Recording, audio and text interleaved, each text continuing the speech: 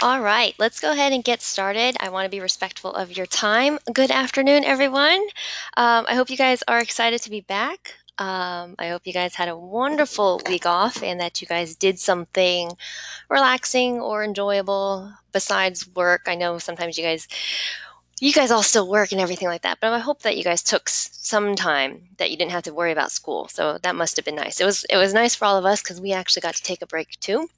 We usually work when you guys have break, especially spring break and things like that. We still work around here, um, but we actually got to take a break too. So it was really, really nice, especially for us for summer, especially with those who do have kids. They got to spend time with their kids because they were out of school and things like that. But like Dudley said, you got to play with the kids. So I hope you guys had an enjoyable time. And now that you guys are refreshed, had some time to play, you guys are ready to get going, right? I think we all needed a break, and sometimes it's not long enough. Or I would love it if every now and then we got breaks every quarter, right? Every 3 months, I think we all need a break. Just like how every 6 months, at minimum, at minimum, we need a vacation, right? So not just a break, but a vacation. That's what I believe in. I haven't been able to do that, but I believe in a vacation every 6 months. Something to do in the winter, something to do in the summer. That's kind of how I used to always do it. I know, right? I'm preaching. Okay. Well, let's go ahead and get started because, again, I want to be respectful of your time.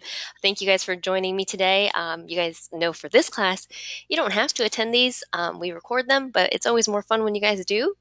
I hope you guys enjoyed your first session 2 weeks ago and are coming to find out that we do things a little different here in PYP. We're very excited. We're very upbeat people. We like to have fun. We like to inspire you guys, and I hope that kind of comes through in our go-to training sessions when you join us. So we love it when you guys join us, even though you don't have to, and we really appreciate it when you guys do, because again, it's more fun to have you guys in here than for me to talk to myself. Okay, so officially welcome to your second week of PYP. I hope that you guys are enjoying this course so far. Like Erin said, it was fun. My name is Jennifer Salzberg, and I'm going to be taking you through this journey today. Okay. Before we kind of get started into week 2 stuff, if you guys can remember, I know it was such a long time ago. How did you guys enjoy your very first week of PYP? You guys learned about play. You guys learned about what's considered play. Through the qualities of play, you guys identified your play personalities, which those are my favorite, honestly. I love those. Um, you guys looked into your play history, which I thought was very interesting. And you guys can see that who you were back then or what you enjoyed doing back then is still very much a part of you now, right? It's amazing to reflect on that kind of stuff. Also, like you guys, like Willie said, allowed you to manage your time with the introduction of the plan. I love the plan. It's kind of given me focus. I use it every now and then. I'm not as disciplined as I should be, but you get the point. I think after this class is over and we've had you guys do this for 4 weeks, you guys kind of get the point that the whole point is you guys should make time for the things that make you recharge, the things that give you joy. So whether you continue to follow this plan after this class is over or just something like it, the point is just make sure that you make time, right? Make time for the things that are important to you. So that's what I take away from the weekly planning that we do, okay? Because we're so not used to it, especially with all of our busy lives. So I fell off of it once, and now I kind of, as of last month, I started to do it along with you guys again, and it's been amazing. It's doing well for me, or I'm doing well with it. Okay. So today we are going to talk about brain development for this hour and its relation to play. But before we kind of get started into that, I wanted to ask you guys, why do you think it's important to understand how the brain works? It's like, why are we talking about this? Why do you think it's important to understand how it works?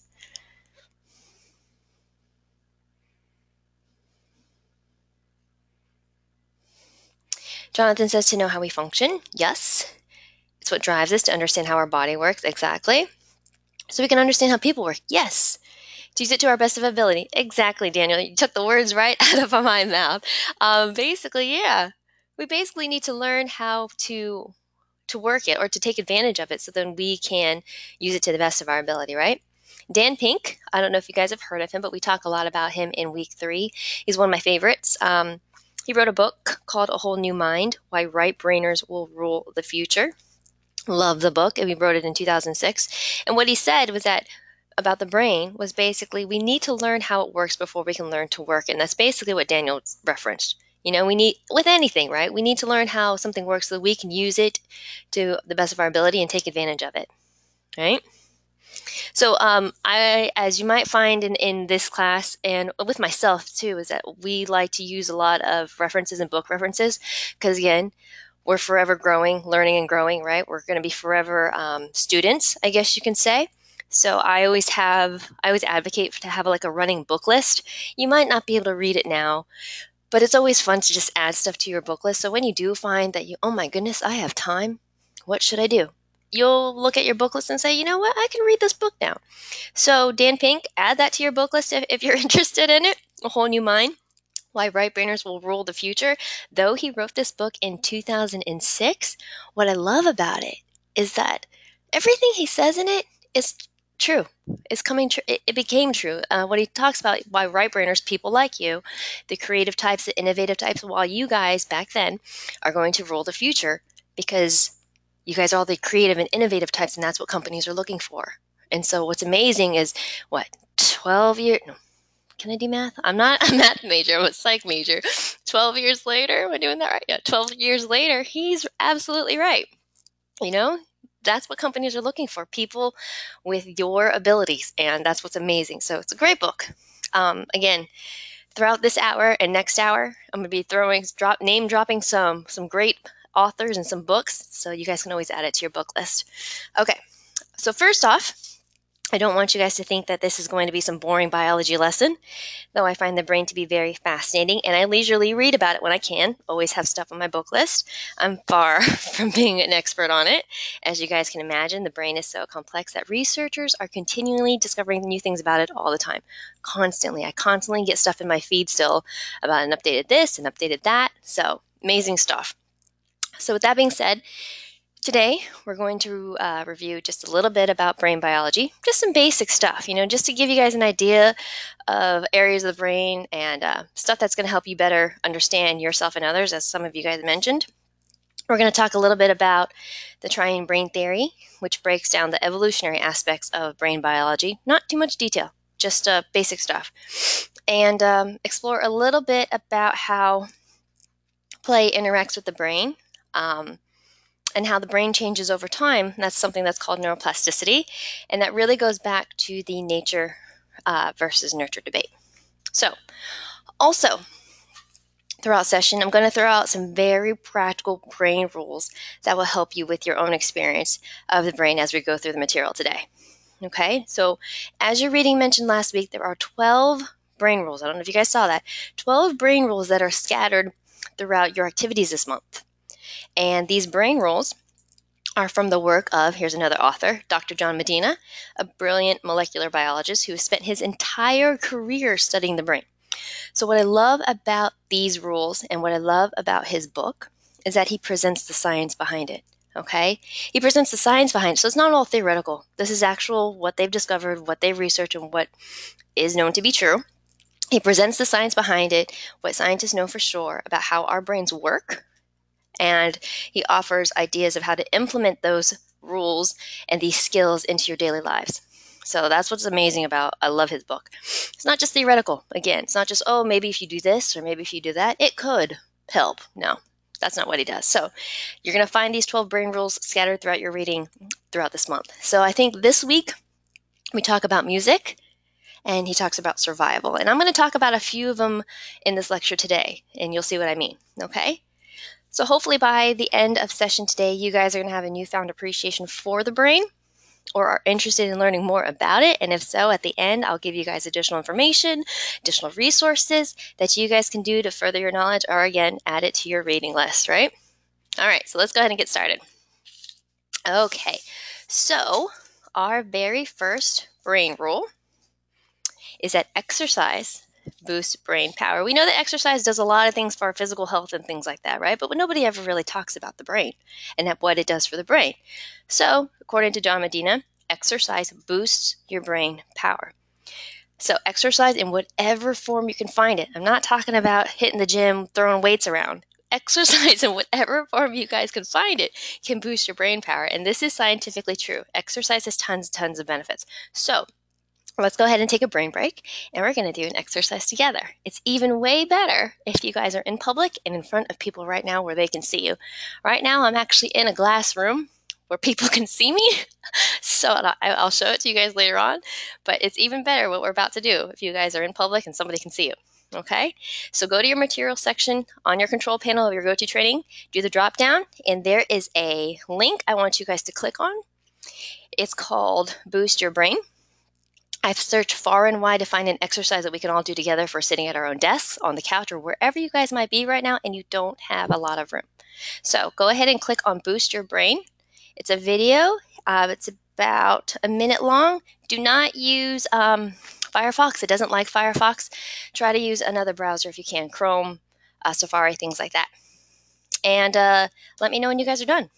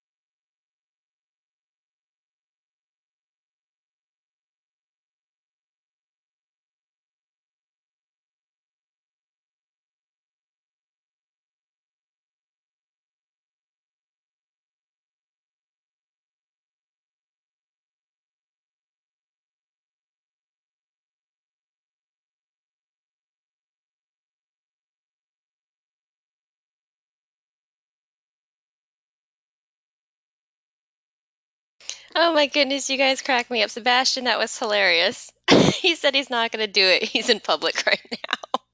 You guys are so funny. I think one time, I think I should have y'all who want to turn on your webcams, and we should be able to see each other when we do this, right? All right. So, I mean, I know I can gauge the room pretty good, but basically, moment of honesty, who actually did the exercises with Mr. Jack LaLanne? Don't you guys feel better? Not only does your face feel great, your face feels great, but you guys literally just boosted your brain power. I told you, exercise in whatever form you can find it, scientifically true, will boost your brain power. So I wanted to give you guys a quick way that you guys can all exercise in the comfort of your own desk, cubicle, coffee shop without breaking anything. You're not flailing your arms anywhere. You're not doing jumping jacks or push-ups, which you can do to boost your brain power if you need to. But there's nothing wrong with facial exercises, right? So okay, so a little info on Jack LaLanne, if you guys don't know about him. Jack LaLanne was basically this American fitness, exercise, nutritional expert, motivational speaker who's sometimes called the Godfather of Fitness. He's basically our very first fitness superhero. He died 2011. 2011, he died at the age of 96 due to respiratory failure. He had pneumonia. He was sick for about a week, and he didn't want to see a doctor because he's awesome. He's Jack LaLanne. But it was reported that he was still performing his daily workout routine the day before he died. If you Google him, that's what I'm talking about. If you Google him, you'll see images of him, and he looked fantastic. I mean, as you saw the video that I just showed you guys or took a clip from, those were in his strapping younger years. But if you Google him, you'll see many images of him in his later years, and he looked fantastic. Okay? But honestly, it wasn't so much about his physical appearance or how physically fit he was, but it's also about how mentally sharp he was. Okay? If you also Google him, an interview might come up if you click on video. An interview might come up from the Today Show a couple years ago. He was, I believe, turning 70, and that's why he was on the show.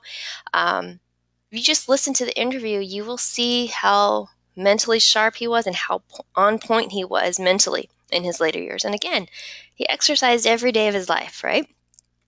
And the reason why he was on the Today Show, why I want to bring that up as well, is because I believe it was his 70th birthday. He was celebrating his 70th birthday. He was on there promoting another book that he wrote, and I think he was also bragging about. I don't want to say bragging, but he was also talking about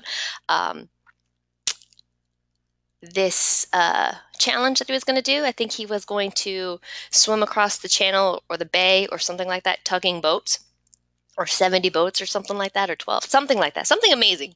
But that's why he was on the Today Show. I can't remember. It's been a while since I watched that. But again, you can see how mentally sharp he was.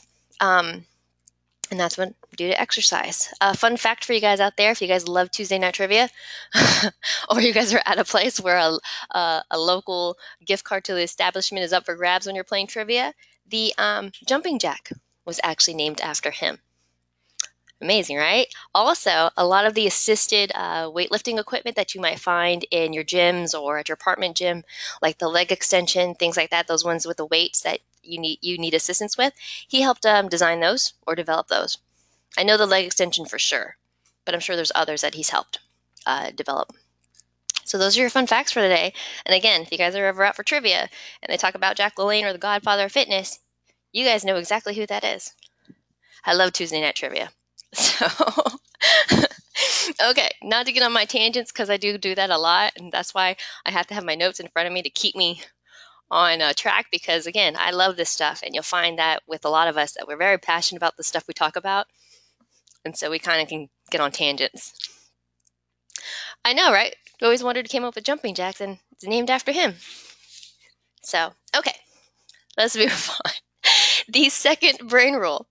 Our brains have changed over time. So the triune brain theory was developed by Mr. Paul MacLean, and this theory is based on the premise that over time, our brain has evolved into 3 different brains, okay? So this evolutionary development of the brain shows that it was kind of developed or built from the bottom up. So the 3 brains are the reptilian brain, the limbic system, and the neocortex. And I'm going to explain a little bit about each one, but a useful metaphor when thinking about brain development could be that you can view the different parts of the brain that I'm about to talk about as maybe some of your operating systems, or that they're maybe your gaming consoles. That's kind of how I like to relate it to. You know, they kind of started out as these really simple machines. You think like back 20 years ago, or you know, how long ago when you started playing, or your very first gaming console, right? And then they evolved into the fantastic machines that we have today, right? So, first up, we have the reptilian brain. Now, this might be your very first gaming console, like Daniel and Aaron said. They're talking about the Atari. I believe that was my very first gaming console as well. This might be, for some of you guys, your NES, Commodore 64, Atari, Super Nintendo, whatever that might be, okay? Very simple compared to what we have now. So this brain, the reptilian brain, is responsible for all of our involuntary things, or our involuntary behaviors, such as, you know, breathing, digestion, heart rate, balance, you know, those things that we don't have to think about, but they need to occur in order for us to survive, right? So these are the most primitive functions, things like that. You don't need to think, you know, you don't need to consciously say, oh, I need to take a breath in, take a breath out, you know? So this consists of the cerebellum and the brainstem. I'm not gonna lie to you guys. I mean, I know you guys are saying stuff in the chat box right now. You're in for a treat. This is gonna be all nostalgic. Okay, everything I'm gonna talk about today. You guys are all bringing back memories of Duck Hunt and Mario. Just you guys wait. I got some things in store for you guys. Okay? All right. So next up, we have the limbic system. And this is also known as the feeling brain. It's responsible for generating our emotions, especially fear and aggression, our pleasure centers, our pain centers. It's also responsible for memory storage and memory recall. And when you attach a memory with an emotion, you increase the likelihood for future recall. True or not true? In your own experience, when you attach a memory with emotion, you remember it better, right? So for example, sometimes we have very specific triggers, right, along with our senses that can aid in memory formation and recall. So maybe like you have an old box of photos and when you take a look at them, you feel a rush of emotions and it just takes you back to the time. You just remember it like it was yesterday. Or how about going back to the house that you grew up in and it just has a smell, or you smell that smell somewhere else and it just triggers an emotional memory. Maybe a happy time when you used to bake with your mom, or that funny time you played a prank on your sister. I've gotten where the smell of grease or oil, you know, just makes you remember work that you did with your dad or your uncle in the garage, stuff like that. Music, you guys, right? Music and songs have a way of doing that as well. You attach a memory with an emotion, and the likelihood of you remembering it or future or recall is greater. For example, your summer song, the first concert you went to, the wedding song, the best summer you had. You guys can remember when you guys use music and you have an emotional connection to it, you can remember it like it was yesterday. But if I asked you what was on the radio or what were you listening to at 2 o'clock yesterday, could you guys remember it? Maybe, if you attached an emotion to it, right? But I'm sure that you guys can remember your very first concert or your favorite song or the song, anything. Summer song. Yes. So that's what the limbic system is all about. Contains our emotions and our memories of seeking pleasure, avoiding pain, all that good stuff. Okay. All right. Next up, or finally, basically, we have the neocortex, and this is at the highest level. Okay. We started out with the reptilian brain and that lower level of functioning, and then onto the limbic system that houses our emotions. All right. So the neocortex is the most advanced of the triune brain theory, and this is the part that really makes us human. Okay. This is where higher level of functioning takes place. Consciousness, judgment, abstract thought, creativity, decision making, problem solving, all that good stuff. This is where it happens. So if you guys were to take a look at a picture of the brain, we traditionally will see either 2 hemispheres or 4 lobes of the brain, right? Let me go back to that picture I showed you guys earlier. This is a cross section of the brain, lengthwise, and let me show you where the pieces of the brains that we talk about. So brainstem down here, cerebellum right here. So all this is the reptilian brain. Next to evolve or develop, right on top of it, right in the center, this is the limbic system. In here houses our memories, our recall, fear, aggression, emotions, all that stuff is right here. The last to developed, which usually is what you would see when you see a picture of a brain, is this pink spongy stuff, which is technically called gray matter, and that is the neocortex. So this is what was to evolve next. And not to get too far on a tangent, but as you guys probably know, that certain areas of the brain are responsible for certain functions of your brain or of yourself, I guess you can say. And so damage to certain areas of the brain might impair those certain functions, right? So not to get too technical, or again, it's a little bit more complex than that, but right up here, this is the front, this is your forehead, this is the prefrontal cortex is what they like to call or say, and honestly, this is where decision making and impulse control occur. So if you were to damage this area, that's kind of where it gets those kinds of functions kind of get impaired. Another fun fact for you guys, this area, if you really think about yourself and your teenage years, and as you're growing into a young adult, where you guys are now, or very past it like myself, in terms of being an adult, this area right here, this is the last to develop when you're growing up. It doesn't fully develop until you're about in your early 20s. And the reason why I'm telling you that is that, like I just mentioned, this is where decision making and impulse control function. So just imagine when you're a teenager and your parents always wondered, why don't you make good decisions? Why can't you, all your impulses are just, you're still trying to figure it out. Because honestly, that wasn't fully developed yet. So you couldn't really make good decisions, I guess you could say. So for those of you who have kids or have teenagers or things like that, that's still no excuse. But I just want you to be aware that was the last to develop, and that when we were growing up, that wasn't fully developed. So we weren't really good decision makers, right? Fun fact for the day. Another fun fact for the day. Okay. All right, so let's go ahead and do a brain biology review. I want you guys to go to your materials section again, and I want you guys to click on Brainstem, Brainstem. There is a commercial before it. It's about 2 minutes long, the video, and just let me know when you guys are done.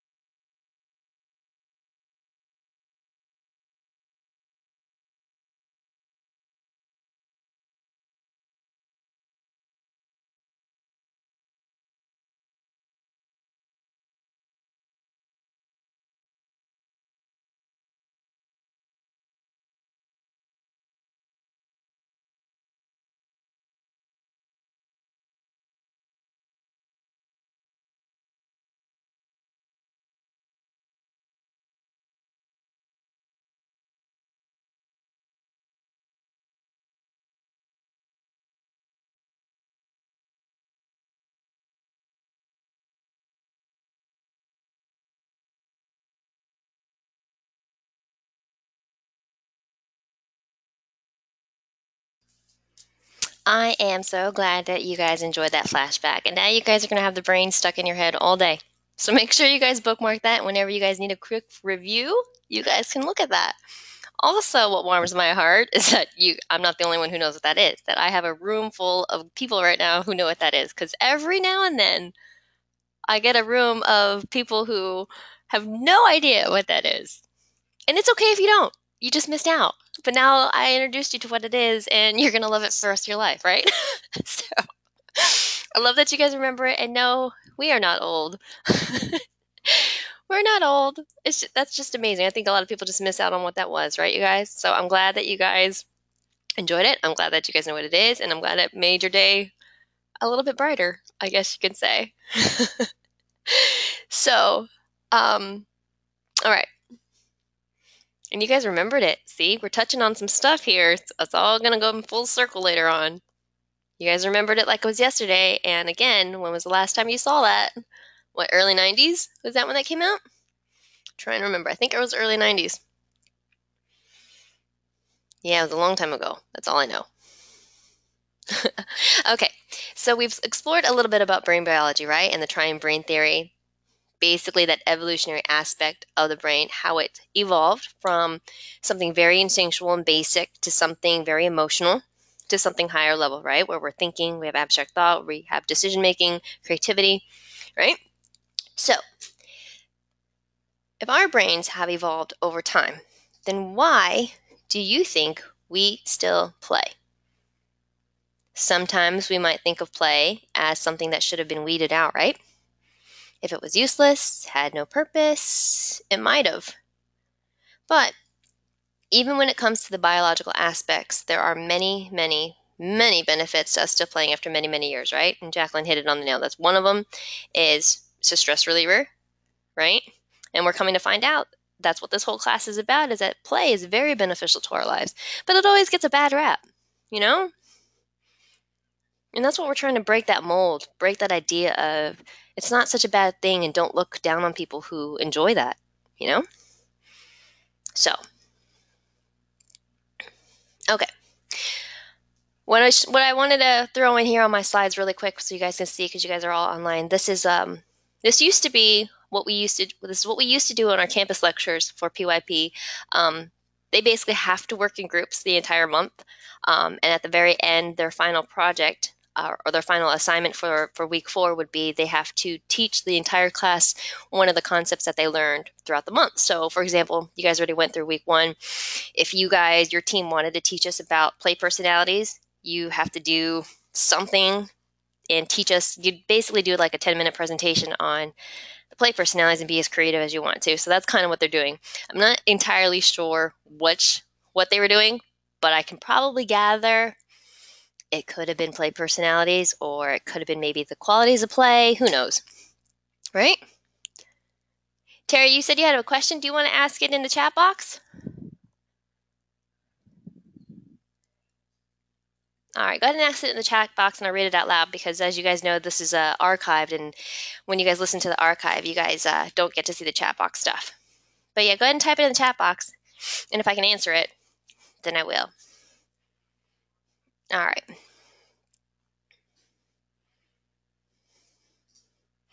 Okay, while Tara's typing her question, let me go ahead and move on. So, next brain rule. Okay, what you do and learn in life can actually physically change your brain. So, this is a newer area. I'm sorry, I can't speak today. This is a newer kind of an area when it comes to the world of neuroscience, okay? So, we used to think that our brain was hardwired, right? It was hardwired after a certain age, and you know that old phrase that people like to say, you can't teach an old dog new tricks, right?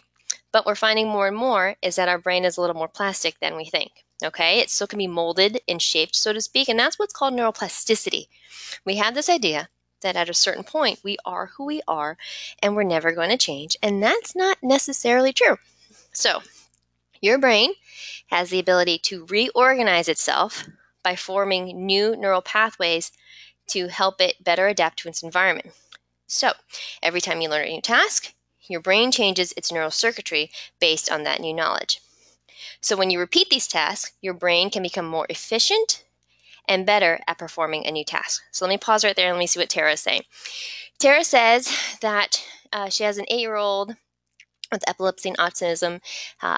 He also has impulse control disorder. If that part of the brain that does impulse control doesn't develop until the 20s, how does he have this disorder? Well, Tara, those two disorders are not necessarily prefrontal cortex disorders. Again, I'm not a neuroscientist or a neurosurgeon or a psychologist in that regard for those type of things, or medical doctor, but I think with those two disorders, it's more complex than just the prefrontal cortex. There's other things that are going on that cause those symptoms, I guess you can say. So I hope that helps.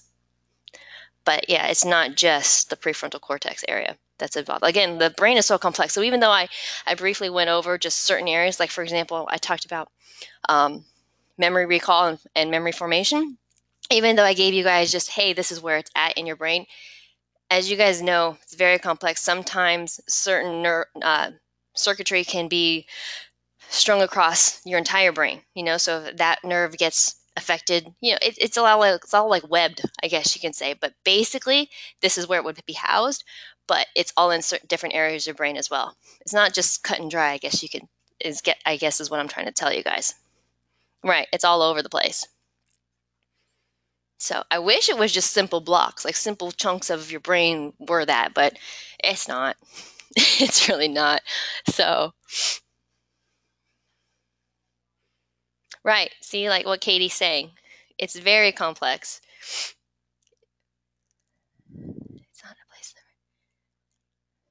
there. Like Alex is saying. So again, it's not just one certain area.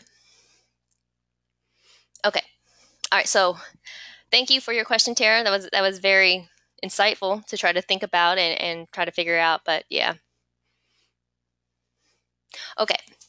All right. So now, as I talked to you guys about neuroplasticity, the last thing I said to you guys was basically that every time you guys learn a new task, okay, your brain changes its neural circuitry. So basically, look at it that way, Tara. So maybe as you learn things, who knows what science can look like in a couple of years. Again, we're always changing, it's always evolving. But we know that as your brain changes its neural circuitry, it changes it based on that new knowledge. You're not just stuck with your brain doesn't change. You are who you are. That's not necessarily true anymore. So when you guys repeat these certain tasks, your brain can become more efficient and better at performing a task. So, what comes to your mind when I say that? What is something that you've become more efficient at or better at performing recently? It doesn't have to be anything major, just something that's could be super small. What is something that you've just become better at or faster at because you've been doing it over and over again? Drawing and painting, household chores, cooking. I like cooking. I like to use that example as well. Cooking's a good one. Like prepping, I always say that example. Like dicing and prepping your ingredients. It took me forever before to learn how to cut an onion properly. Baking, had to get used to going to school again. Yeah. Dancing, board games, playing instruments is a good one too. Drifting, not familiar with which one that is. Drumming, brushing my teeth, driving. Yeah, so basically, gardening is good. So basically, each time you guys have engaged in this task, you've improved a little bit each time, and you've literally reshaped your brain. Okay? If you were to get a scan prior to and get a scan afterward, a brain scan, I mean, your brain will look completely different. Completely different. One example I like to give, besides the whole prepping your vegetables and stuff like that for cooking, is this is what I got really good at. I don't do it anymore because I think my husband and I are kind of done. But my husband and I we're kind of like DIYers, I guess you can say, or renovation stuff or whatever. But I was always in charge of painting, and I'm not talking about painting a canvas. I'm not that artistic or creative, you guys. I'm talking about painting a wall. So painting a wall, that was always my job in this whole team project, was always painting. And it wasn't even the painting where I got to use the roller. It was the hey Jen, since you have the steady hand, you get to cut. So I'm the one who always did the edging, if that's what you want to call it. It's called cutting. And you know how eventually I got good at just doing one stroke and not touching the ceiling. You know, you didn't have to use tape or the blue painter's tape or anything like that. So you know, every brush stroke, you just kind of got better. So that's kind of how I relate um, neuroplasticity to myself. For myself, is, you know, eventually you just got better at it. Or the baseboard, you know, just kind of, they can still stay white. You don't touch it with your paint. And you kind of get that stuff done, again, more efficient and faster, because I didn't have to take time to tape up everything or waste money, I guess you could say. But yeah, again, I haven't done it in years, so I don't know if I'm still good at it. Again, practice, right? But I'm sure the muscle memory's still there. Okay. All right, so next up, we have, I know it's only week 2, even though we had a whole another week break, but it's week 2, day 2. And I know probably some of you guys haven't had a chance to kind of dive into the reading yet, but there's a really great neuroplasticity video in your reading that simply explains what neuroplasticity is, gives you nice visuals and things like that. This is usually where I would show it to you guys. If you guys haven't had a chance to watch it, I can give you the time right now to watch it if you guys want to, and then you don't have to do it later on. It's about a 2-minute video. You guys want to take a break and watch it? All right, so go to your material section and click on neuroplasticity. Again, it's a fantastic video, simply stated, and I love her voice. So go ahead and watch it and let me know when you guys are done.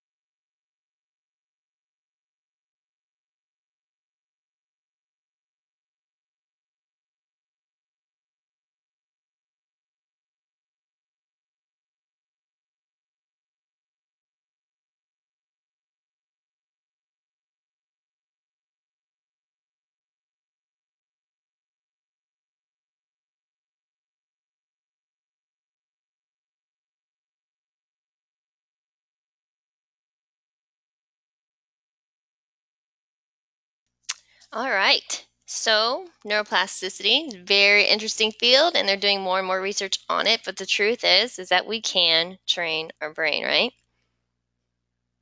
Love it. Okay. So, let me throw in my little nerd stuff about experiments and studies and research and everything. So, basically, there was a study that was conducted at the Harvard Medical School where subjects were instructed to practice playing the piano, a simple 5-finger exercise every day for 2 hours. Okay. If you've ever learned to play the piano, and I heard guitar is pretty much the same thing, it's not very exciting at first, right? When you're first starting out, you're just doing scales over and over again. Your fingers are getting used to it, right? You're getting used to the movements. So they had them do this 5-finger scale, that's it, every day for 2 hours. No variety, the same scale for 2 hours straight. Fun stuff, right? After each practice session, they were hooked up to, a machine, like an MRI kind of thing, hooked up to a brain scanner that's able to measure the brain function in the different areas of the brain. So what they found was that just after a week of practice, the area of the brain that's devoted to finger movements grew and took over a larger part of the brain. And as they put it in the article or in the study, it just kind of took over like dandelions in a suburban lawn. Pretty amazing stuff, right? Pretty neat. But actually, at the time, it really was to no surprise to anybody because at the time, there were already a growing number of discoveries showing that the greater use of a certain muscle causes the area of the brain that's responsible for its movement to grow. I mean, conceptually, I can't speak today. I think it's from, like I said, the break. Conceptually, it makes sense, right? Using more and more of a muscle, it grows physically. So one would think that the area of the brain would grow physically as well, right? So again, they're all like, no big deal, Harvard. You didn't do anything special because everybody else is coming up with the same results. No big deal. So Harvard's like, fine. We're going to kick it up a notch. So Harvard's like, we're going to take it a step further. So they took a second group of subjects, and instead of instructing them to physically practice the piano exercise, they only had them think about practicing it. So imagine that. They played the piano in their head, holding their hand still, and just imagine how they would move their fingers to the 5-finger scale every day for 2 hours. I don't know if I have enough focus for that. So I hope they got compensated very well or got a good grade or something. Again, super fun stuff. So they also had their brain function measured after each practice session. And what's amazing is that they found the same amount of brain growth. So the ability of simply thinking about something can change the physical structure and function of your brain. Amazing? Isn't that amazing? Just thinking about it. You don't even have to physically do it. And you just change your brain structure. Amazing. All right. You guys don't sound that impressed. That's okay. So, all right. Maybe you'll be impressed by this one. There was another study that was done. It was a trial, actually. It was a trial that was funded by the NIH, the National Institutes of Health, and they basically wanted to find that if the benefits of cognitive training of older adults could last as long as 10 years. You guys know what cognitive training is? Kind of like brain games, I guess you can say. Speed of processing, memory, stuff like that. So the NIH wanted to do a trial to say, hey, let's do a study and let's see if brain training or cognitive training can last as long as 10 years. Okay? So basically, let me do the little rundown of this trial. So the training aimed at boosting older adults' skill at memory, reasoning, speed of processing. If doing these things would slow their cognitive decline over 10 years, okay? That's basically what they aimed at trying to look at. And they wanted to see if these brain training things would help participants maintain functioning in their daily living tasks over a decade. Because, as you age, your cognitive skills kind of decline, and that kind of affects your daily living skills, things like that. As we know, many of us have people in our lives that are older, and you can kind of see it happening, right? So they took about 2,800 participants ages 65 to 94 from all educational, socioeconomic, racial, and ethnic groups, ethnic backgrounds, stuff like that. Okay? So they put these people through 10 1-hour sessions of brain training. Again, memory, reasoning, speed of processing skills, stuff like that, for about 5 to 6 weeks. So that's it. 10 1-hour sessions for over the course of 5 to 6 weeks. Okay? Then they left them alone. That was it. That's all these 65 to 94-year-olds had to do. They just left them alone, and then they followed up with them 10 years later. They had significantly less difficulty performing daily living skills than did the untrained participants. Imagine that. All they did was 10 hours 10 years ago, and they had significantly, that's the word, that's the keyword, significantly less difficulty performing daily living skills. So think about it. These people are now 75 to, let's just say, 104. And again, we all know people in our lives, or have seen people in our lives, who have deteriorated in terms of cognitive ability and daily living skills, right? So just imagine. Think about it now. You guys are all young, or I consider myself still young. So just imagine if you guys did 5 minutes a day of brain training. And I'm not talking about, it doesn't have to be an official brain training, Lumosity type of thing. You know, it could just be Sudoku, chess, a lot of the games. Now, anything that does memory, reasoning, speed of processing skills. I always think of Frogger. I don't know why, because you got to get through cross the road, stuff like that. You got to be quick. 5 minutes. If you're waiting for the bus or transportation, you're in the doctor's office, have an open game going all the time of Sudoku, anything like that. 5 minutes a day. Just imagine what it could do for you guys. And I'm off my soapbox for that. So just try it out, 5 minutes a day. And I'm sure there's things that require technology or you can do on your phones, and there's some things that don't need technology. Daily crossword puzzle. There's a paper sitting next to you at the doctor's office or wherever. So anyway, but stuff like that. So if you want to read these studies, I've attached them. I've included the links in the material section, but I'm also going to put them out with the archives. They're really quick reads if you want to read the entire study. So they're there for you as well. Okay? All right.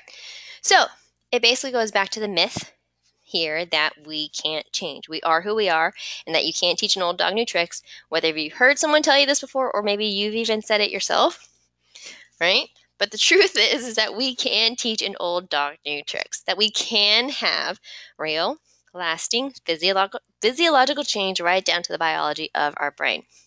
I love doggies, you guys. So let me ask you guys this. Have you ever successfully broken a bad habit? Or, in the light of positive psychology this week, have you started a positive habit? Jonathan says yes. Terry says yes. Everybody says yes on both. Hector, yes. Matthew, yes. Brianna, yes. Perfect. So you guys can definitely see that these types of changes can happen over time, right? I love this quote that I'm about to share with you guys. It's by Henry David Thoreau. So as a single footstep will not make a path on the earth, so a single thought will not make a pathway in the mind. To make a deep physical path, we walk again and again. To make a deep mental path, we must think over and over the kinds of thoughts we wish to dominate our lives. Right? Love this one. I came across it, I'm like, this is perfect. This is very perfect for this week. Not just what we're talking about now in terms of the brain, but also what we're going to talk about in the next half of this lecture. So, all right. So another brain rule, which I think falls in an appropriate time to share with you guys as we're getting to the end of this topic today, and that is that we don't pay attention to boring things, right? It's as simple as that. So let's take another brain break. You guys might love this. I think the room might. Do you guys know what a conjunction is? We're all going to find out together if you don't. So go to the materials section, and I want you guys to click on conjunction junction. You will have to press play, and let me know when you guys are done.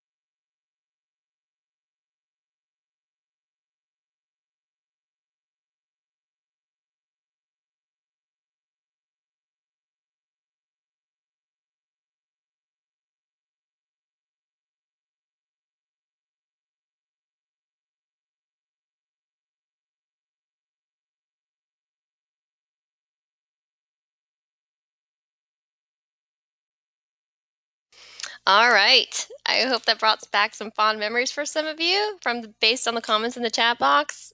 Y'all are super grateful, and I'm touched that you guys enjoyed that. For those of you, if you've never seen that before, again, that is okay. If you've never seen that before, that was from Schoolhouse Rock. It was this amazing series, right, you guys? This amazing series that would play. Some of you guys saw it in school. I think we all saw it in school, but they would play these short educational cartoons in between your Saturday morning cartoons when that used to be a thing. I don't even know if they do Saturday. That's a thing anymore. Saturday morning cartoons. But anyway, they used to play these educational cartoons in between your Saturday morning cartoons. And so, you kind of get your big bowl of Crunch Berries, which was my favorite. Sit right up next to the TV and you watch your Schoolhouse Rock, right? So what was genius about this whole thing was that they tricked you into learning, right? Those horrible, horrible Schoolhouse Rock people tricked you into learning, and on a Saturday morning. So you're probably wondering, what does this have to do with the brain? What does this have to do with memory and learning, right? Well, Schoolhouse Rock actually had a team of educational psychologists working for them. A lot of PBS shows, such as Sesame Street, had these educational psychologists working on this stuff since day one because it's all about how the brain develops, which they know, and what really makes learning stick. We don't pay attention to boring things, remember? So when we talk about play, one of the biggest things that we usually say is it's supposed to be fun, right? Well, when we're truly learning something in the best way, it should feel like fun, because what happens is that it's activating multiple parts of the brain. It's a multimodality approach. And, I believe we still talked about it in week 1, the learning styles. And what I mean by this is another brain rule, and that is the more senses we can integrate into our learning, the better chance we have of holding on to that information. So in Schoolhouse Rock, the clip you guys just watched, it has fun visuals, chubby conductor, has a song to it, it's a rhythm, it's got melody in there, and the information, right? The actual learning is kind of just snuck in there. So this is a great example, and what we want to think about, how to truly internalize and hold on to information, right? Look to Schoolhouse Rock. That's the way to do it, or even Pinky and the Brain.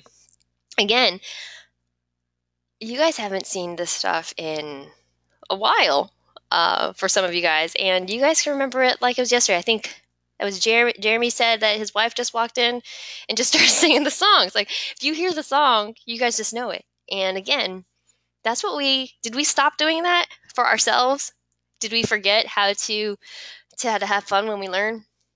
So I think we kind of beat it out of us when we went through high school and things like that, where you just took a book and you studied, right? Maybe majority of us. So, and I know it's become so serious, and it doesn't have to be. So again, these are brain rules. These are scientifically true. So the more senses you can integrate into your learning, the better chance you have of holding on to that information. All right. So let's go ahead and take a brain break. We're going to play a game. And I want you guys to look at this number. Don't write it down. Just look at it for about 10 seconds. And then I'm going to take it off the screen. And when I do, I want to see if you guys can memorize it. And you guys can feel free to write it in the chat box when I ask you to see if you can recall it.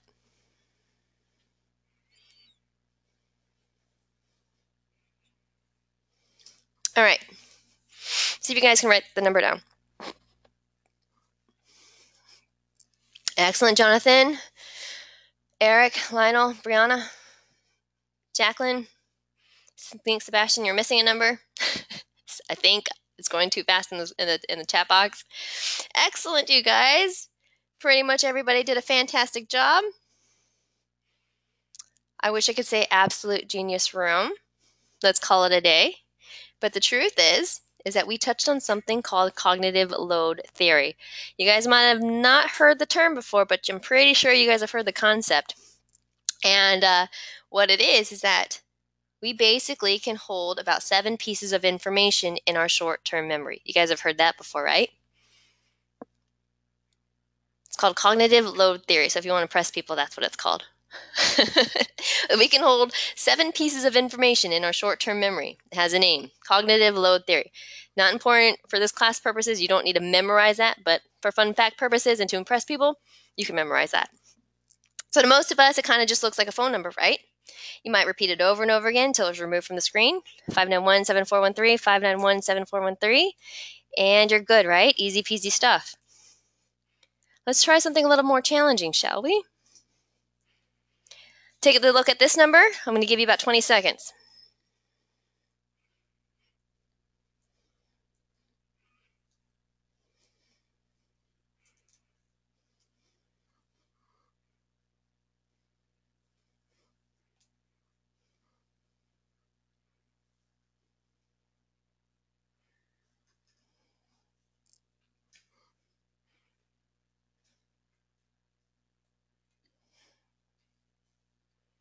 All right, see if you guys can write it down.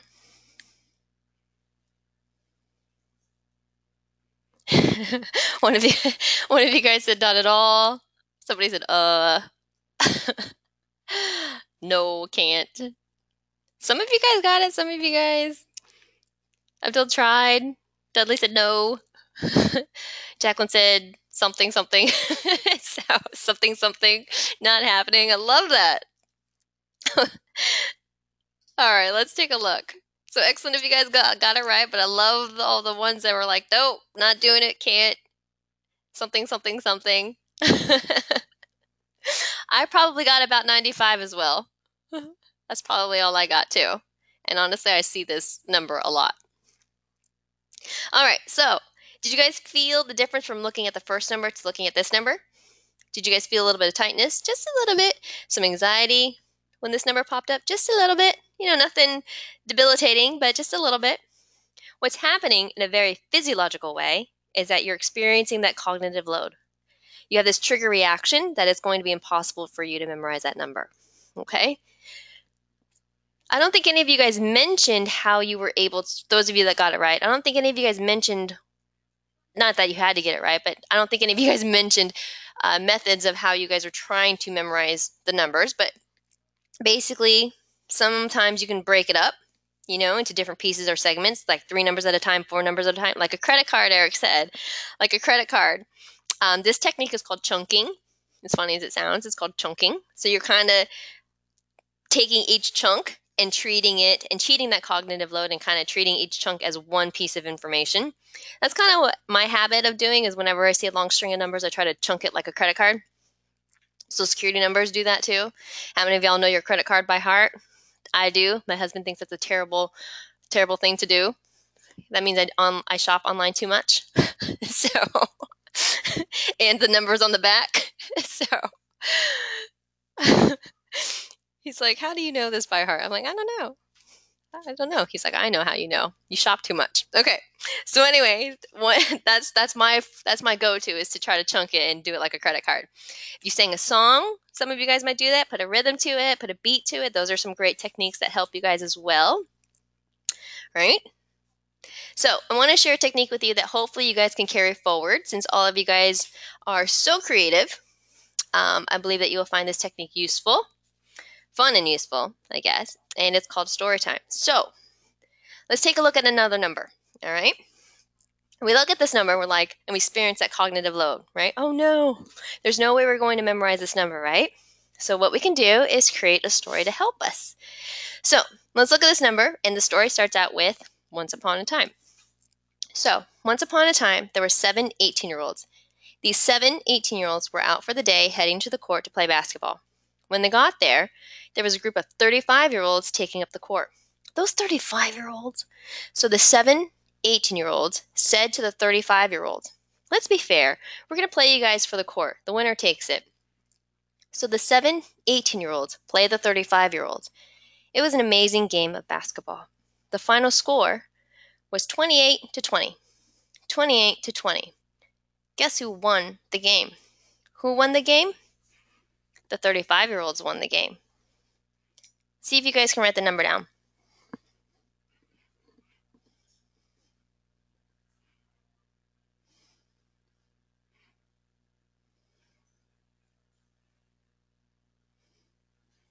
I think Dustin got it. Aaron. I know I missed a few before that. Tara. Emmanuel. Your name's off the box. Emmanuel. Abdul says I give up. Jessica. Jonathan, I think, got it too.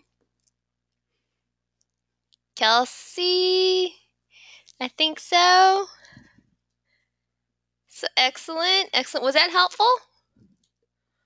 Or did I confuse you? Because I've gotten both. For a long time, this was great. It was a hit. It was working for people. And then one time I got a whole group of people that are like, Miss Jen, you just confused me. That was not helpful at all. I'm like, oh, so sorry. So sorry. I was not helpful. So, but do you see what I did? For those of you who did you guys see what I did there? For those of you who kind of didn't see what I did, basically each number in the sequence was in my story in that same order. Again, you guys are very creative people. So honestly, this isn't about me telling you that this is the best formula for learning, right? And then if you do this every time, it's going to work perfectly, right? But it's important to understand that there are different techniques that you can use, that we all can use to help us internalize information, because it's really all about reaching that long-term memory, right? Short-term memory is easy. We guys know that. That's easy stuff. You guys repeat it 3 times and you guys got that short-term memory stuff. So who has ever had a cram session? I know I have, where you go to 7-Eleven, get a couple packs of Red Bull, and you just sit there with your textbook and start highlighting everything. Again, about high schools when they made studying boring, right? You just get a highlighter, right? You start highlighting everything. So sometimes it works, right? Sometimes it works. You cram through the night till about 8 a.m. You get there, you take the test. You do okay for the most part. Then you come home, you pass out, you finally get some sleep. But what happens the next day, though? What happens to the information? You forgot it all, right? Everything's gone. So sometimes even though we expect our learning to be fun, for example, your instructors, your professors, when people are teaching you things, you expect it to be fun and entertaining or, applicable, stuff like that. And interactive, that's a big thing, and engaging. Then why are we sitting there with a highlighter just kind of looking at words? We don't really make it fun for ourselves to learn, right? Do you make it fun for yourself to learn when you're trying to do stuff? So sometimes the best ways are to access those parts to make it playful, to make it fun when you're there one-on-one with your own information too. Don't cheat yourself out of that. It's important. It's important because in the industries that you guys are going into, it's not about what the grade you guys got on the test. It's about your skills. It's about what you guys can produce. It's about what you guys can create and what you actually can do when you get there, right? When you're on set or you're working in a studio, there's no time for what's the multiple choice on this. You just need to know how it works and you just need to get it done. So that's why it's important to have things and information internalized and into your long-term memory. So where it's just not learning to get the answer right, those days are gone. That was high school. You don't need to do that anymore. But basically, it's not learning to just get the answer right, but for something to get the true understanding of things. So that's what you guys are going to start learning now. You got to figure out how you're going to make that stuff stick. And again, making it fun for you is going to help. So one of the best ways to really learn information and to try to teach it to yourself. I know firsthand that this method works. That's why I love study groups. That's why we are very big in our class on application. You'll see that word everywhere. Every time we talk about something, we're like, how do you apply it? We say the word apply a lot. Concept application. We basically want to see you guys teach it to somebody else. So if you can, anything you guys are learning, whether in this class and in the future, whatever you're learning, share with your loved ones or the people that support you. Share with them what you're learning. Because I feel that if you read it, go a couple hours and you have a conversation with your loved one or somebody who's very supportive of your schooling and things like that, and you tell them what you learned, if you can regurgitate it to them, then I feel that you've learned it. You retained it long enough to explain it to them. So again, trying to teach it to yourself, trying to teach it to others is what helps, and that's why we're really big on concept application, because we want you to see how you can apply it in your life. And if you apply it in your life, then it's going to stick, right? And that's going to go forward to all your other classes, especially when you get in your core classes and you're learning your real craft, okay? So there's a fantastic physicist. If you guys are fans of the Big Bang Theory like I am, they talk about him a lot or often. There's a fantastic physicist named Richard Feynman. He's a brilliant theoretical physicist. And what he would do if he wanted to learn something, he needed to teach it. So he would try to take a very complex subject. Theoretical physics is about as complex as it gets, right? And he would try to make the information fit on one page. So he would try to see um, if he could teach this to just your normal, everyday person having a cup of coffee. Okay, so that's one of the best ways to do it as well. Use stories, try to teach it to yourself, involve your senses, and most importantly, make it fun. Okay, so for this lecture today, or for this topic, these are the 12 brain rules that are scattered throughout your reading. Those highlighted in the yellow, orangish, yellowish color are the ones that we kind of talked about today. Survival. Our brains have changed over time. Exercise, it boosts your brain power, right? So whenever you guys are in a slump and you're having a brain fart, I guess you could say, do facial exercises, do a jumping jack or something, run in place for 2 seconds, and it's going to boost your brain power. Okay, nothing too extraneous, nothing like that. You don't need to do that. Exercise has benefits for other reasons like cardiovascular and heart health, but that's not what we're talking about today. We're talking strictly about your brain. Wiring is neuroplasticity. Attention, we don't pay attention to boring things, right? And sensory integration. The more senses you can integrate into your learning, so remember that, the better chance we have of holding on to that information, okay? So again, all the things I showed you guys today, I told you it was going to be very nostalgic and interactive. You guys haven't seen that stuff in a very long time, and you remembered it like it was yesterday. So I hope that this information that I provided for you today will inspire you to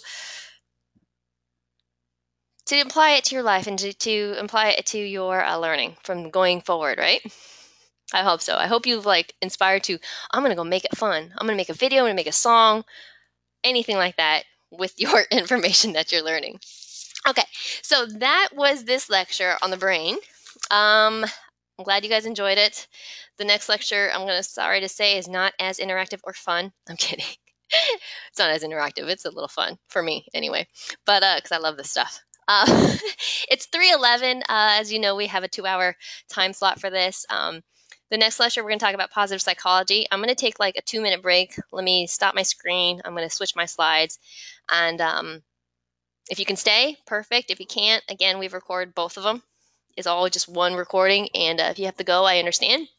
But give me a second and let me switch gears. And then we're going to go ahead and get started, okay?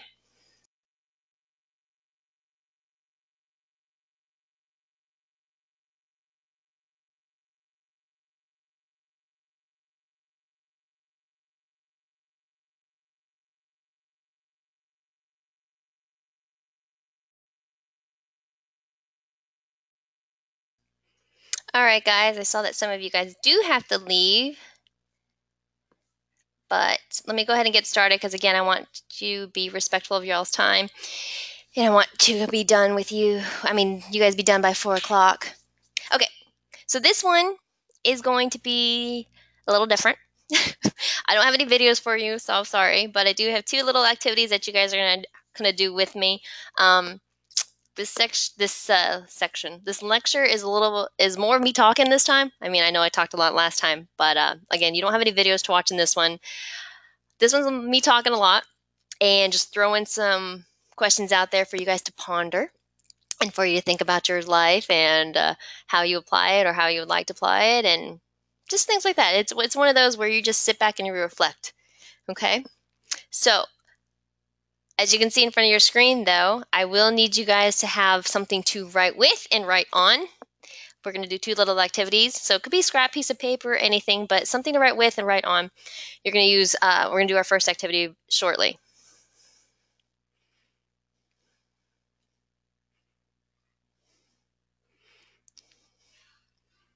Erin, are you asking if that's what you can use? You can if you're good at using it. You could just doodle, I guess you can say. That's fine. Okay, while you guys are gathering your something to write on and something to write with, I'm going to go ahead and get started. Okay. All right. Okay. So today, or for this one, let me see, where are my notes? If I have them all.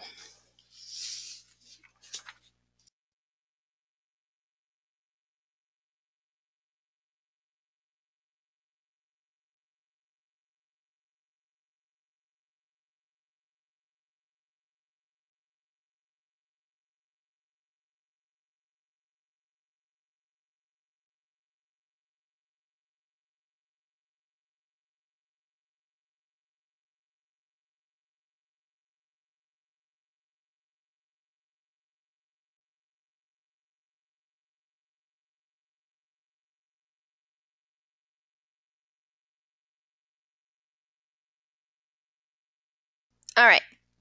I had to get my notes in order. They're all mixed up. Okay. So during the session today, we're going to talk about positive psychology, well-being theory, and if we have enough time, which I don't think we do, is gratitude, which is one of my favorites. So if we don't get a chance to talk about it today, then make sure that you focus on that section in your reading. It's really good. It's a really good one. Okay. All right. So positive psychology. It's really all about thinking about things differently, maybe even starting to change our perspectives for some of us, right? So let's start out with an activity that is going to get you thinking about this. And this is an activity that Sean Aker does. There's my next name drop. That Sean Aker does in his book, Before Happiness. Okay? So what I want you guys to do on your something to write with, take your something to write on, and duplicate these 9 dots on your sheet of paper. They do not have to be these big circles.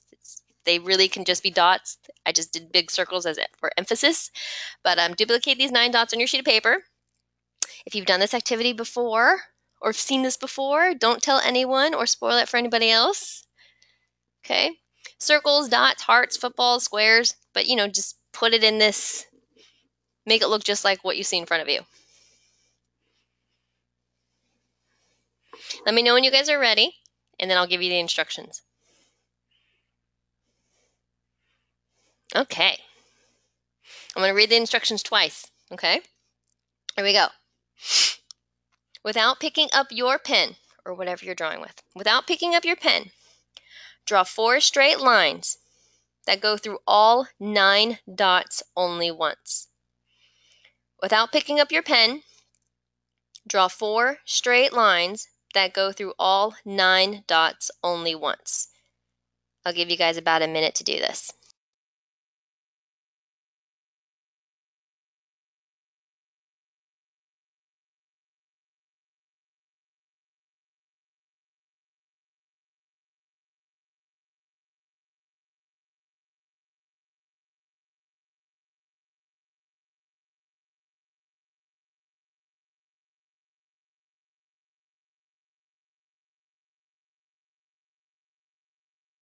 All right, did anybody get it?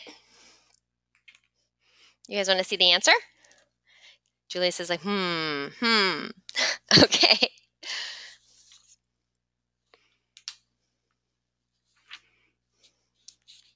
So what happened?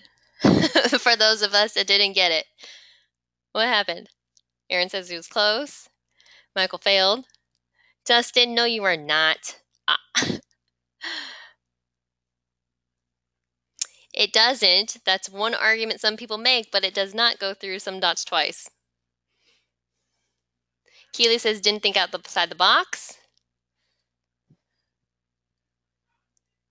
Jeremy wasn't even close. All right. So what happened, I think somebody just said it about thinking out the box.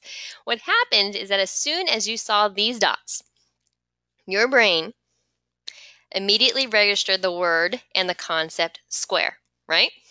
Is that what everyone saw? A box? A square? Yeah. Your brain actually defined boundaries that in reality do not exist. No one told you that you couldn't go outside of the box.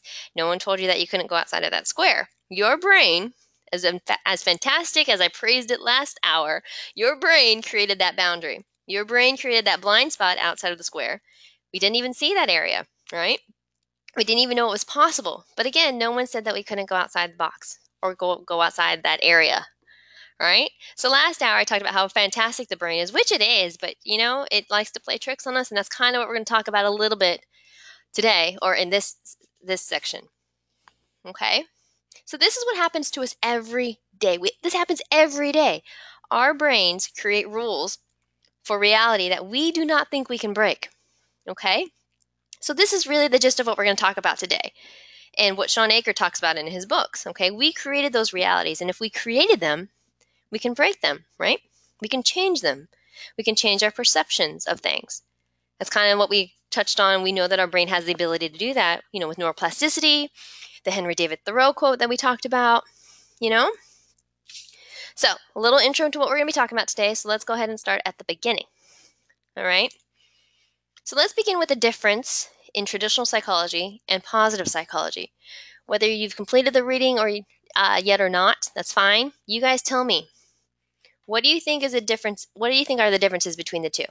From what you know before taking this class, what you've always assumed psychology was, what you saw on TV it could be, anything. What do you think are the differences? Or if you want to just tell me what you think traditional psychology is based on what you assume it to be, you've seen on TV, no? Hmm.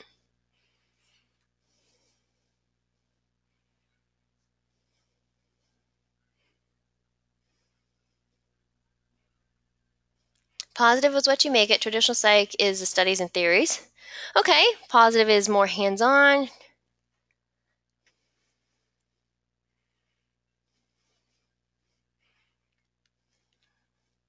Positive is more interactive. Mind over matter versus how this is done. Sometimes face to face. Roxanne, that was something about what I was about to say. Traditional is what things are normally like. Katie says positive reinforcement. What's the question mark? When I think of it, obviously I'm psych major, but before that, usually people would say traditional psych, or if you didn't even say the word traditional, you just said psychology. A lot of people would think of telling people your problems by laying on a couch and whatever, right? That you always kind of have that image. Yeah. I think the word traditional in front of it kind of throws people off, but yeah. So just psychology in general, and then you have positive psych. So maybe that's what I'll start saying. All right. So traditional psychology focuses on misery and pathology. You guys know what pathology is? It's like what's not well or what is wrong, basically. Like when you go to the medical doctor, pathology, pathogens and stuff like that. Positive psychology focuses on what's right, our personal strengths, and increasing well-being, which we're going to talk a lot about today. So when we hear positive psychology, we kind of think happy, smiling faces, heads in the clouds type of person, right? But Dr. Martin Seligman, who is credited as the father of positive psychology, has confessed that he detests the word happy because it has been thrown around so much that it has become almost meaningless. Okay? Positive psychology means more than just being happy and smiling, and it's definitely not pretending like everything is merry and joyful when it's not. That's not what it is, okay? I'm a pessimist. I'm not a pessimist. I'm a realist. Has anybody said this before? My husband, my husband likes to say this to me when I try to tell him to have a more positive outlook on a situation. Again, I'm not saying to him that, you know, I should just go blindly into the world thinking everything is merry and joyful and everything's going to work out, because that's very unrealistic, right? But it's to have, you should just have a positive outlook on a situation. So he used to say this to me, but I think I'm kind of taking him to my side where he's not so on the dark side anymore is what I like to say.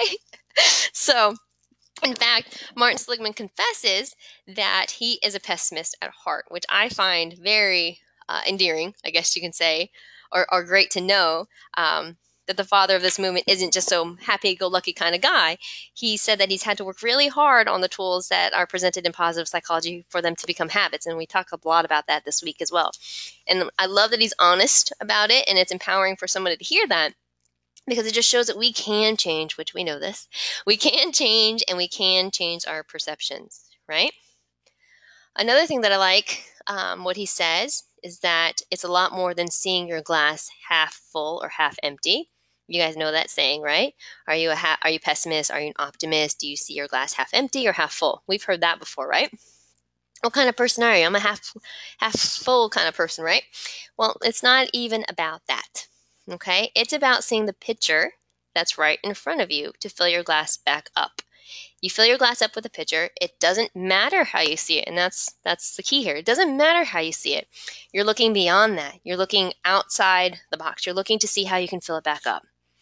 Okay? So one of people's favorite things to say to me when I bring up positive psychology is, I'm not a pessimist, I'm a realist. I smile, of course, and know that understanding the true nature of positive psychology is very much grounded in reality. So, in Martin Seligman's book Flourish, he says, positive mental health is a presence. the presence of positive emotion, the presence of engagement, the presence of meaning, the presence of good relationships, and the presence of accomplishment. Being in a state of mental health is not merely being disorder-free, rather, it's the presence of flourishing. So those words highlighted in orange, does anybody know what that stands for? It's an acronym that we're going to use. Again, if you guys haven't read, it's okay. Erin says it's in our reading. And Julissa says it's PERMA. Exactly. We're going to talk about PERMA in a moment. But yeah, and that's the main difference between traditional psychology, or should I just say psychology, and positive psychology. Traditional psychology focuses on making us disorder free. And there's validity in that, of course. Like when you go to the doctor, medical doctor, and things like that, they're always working on what is wrong, what is making you sick or whatever. Same thing with traditional psych. They just focus on making you disorder free, to bringing you back up to functioning, I guess you can say. And again, there's validity in that. But Martin Seligman was focused on propelling you to the next level. He wants you to be beyond ordinary, I guess you can say. And we're going to talk about that in a minute. So that's where this whole movement comes from. So what do you think most responses would be to this statement? Since we're talking about well-being and happiness and stuff like that. What do most people tend to automatically say? Like Jeremy hit it right on the head. I'm rich. I'll be happy when I'm rich. What else do people say? I have 3 things that I wrote down. Roxana says I graduate. Michael is happy. Me too. When you have a job, when you're successful, that's the second one I had. When I retire, Kitty, I hope that's a long way from now. Well, for me it is. I'm a producer. That's a long time to not be happy until you retire.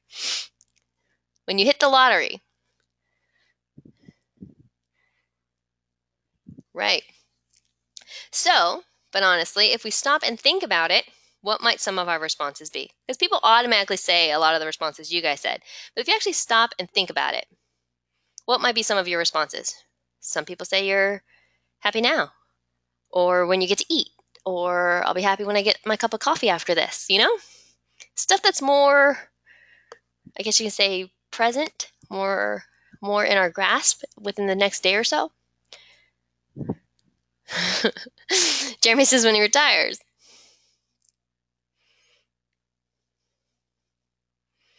When you get there, there will always be something else. Exactly, Tara, and that's what we're going to talk about. And that's why we talk about PERMA. So basically, the truth is, while all these things, money, success, getting the job you want, things like that, may give us a sense of happiness, which, for a brief period, that's kind of what they do. They only give us a sense of happiness for a brief period of time, and the feeling doesn't last. Because again, what Tara touched on, it's like we're on to something new, right? So what can we do to where we're happy all the time? Or satisfied all the time, I guess you can say. Where the feeling lasts a little longer. So let's talk about this. Does money make you happy? A lot of you guys say no. Sometimes. I got a couple yeses, I got more no's, and then I have some sometimes. It's short-lived, right? It's temporary, it's very fleeting. It helps a lot. It makes you feel better, but it's not happiness. I like that one, Jeremy.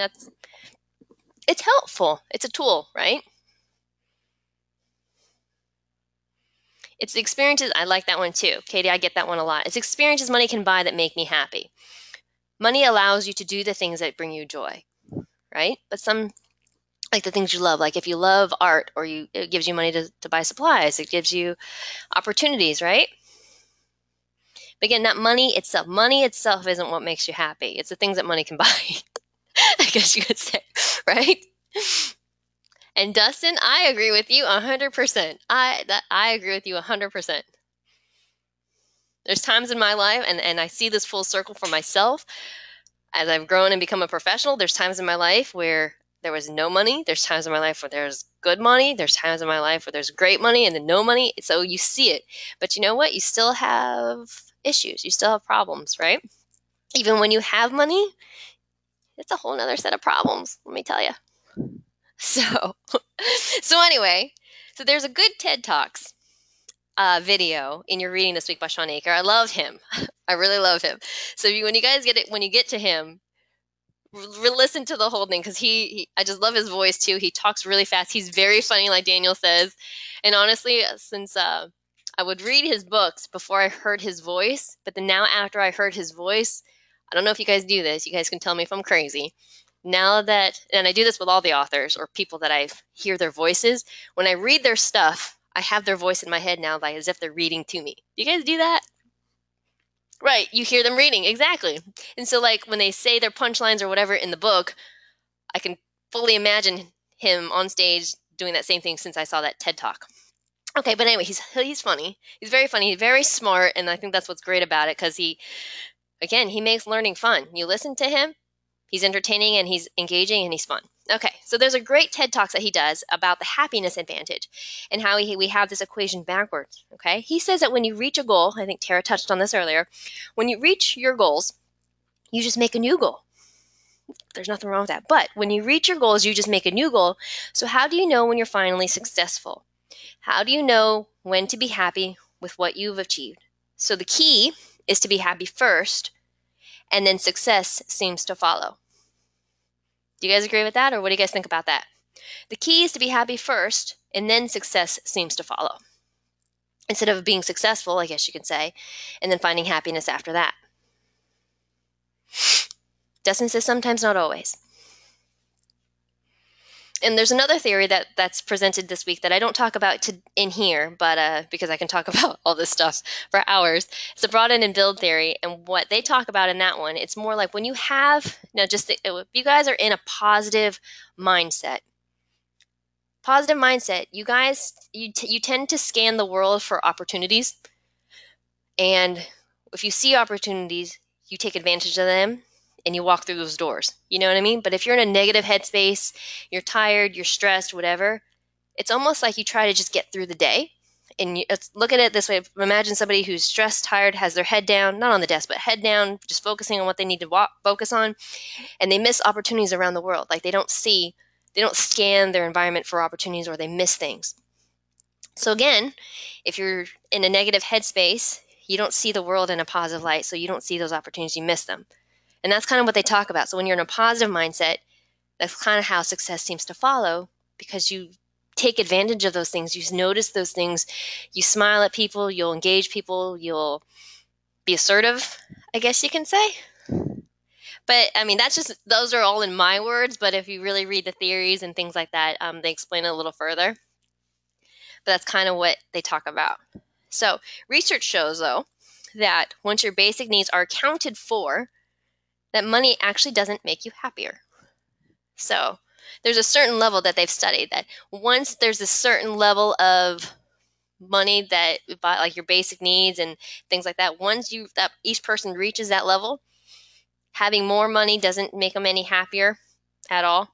So, and again, Daniel, are you throwing just a number out there, or that's the number? I don't know if it's a set number. That's the number, yeah. Because another study came out again where they said that, and I think it was I don't know if you've read the same article I did. Might have, but I know they pinpointed the number. So,